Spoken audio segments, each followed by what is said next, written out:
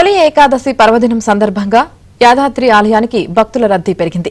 యాదాద్రి ఆలయంలోని ముఖ మండపంలో స్వామి అమ్మవార్లకు లక్ష పుష్పార్చనను ఆలయ అర్చకులు వైభవంగా నిర్వహించారు. స్వామివారి ఉచిత దర్శనానికి 2 గంటలు, ప్రత్యేక ప్రవేశ దర్శనానికి గంట సమయం పడుతుంది. ఉదయం నుంచే లక్ష్మీ నరసింహస్వామిని దర్శించుకుని భక్తులు ప్రత్యేక పూజలు నిర్వహించారు.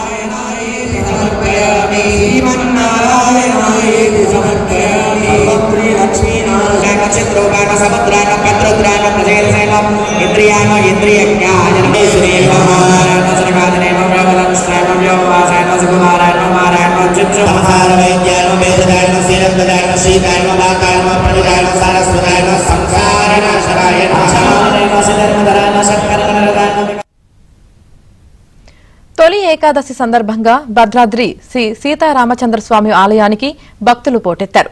భద్రాద్రి శ్రీరాముడికి భక్తులు ప్రత్యేక పూజలు నిర్వహించారు. క్యూ లైన్లో ఉన్న భక్తులకు ఎలాంటి ఇబ్బందులు కలగకుండా ఆలయ అధికారులు ప్రత్యేక ఏర్పాట్లు చేశారు.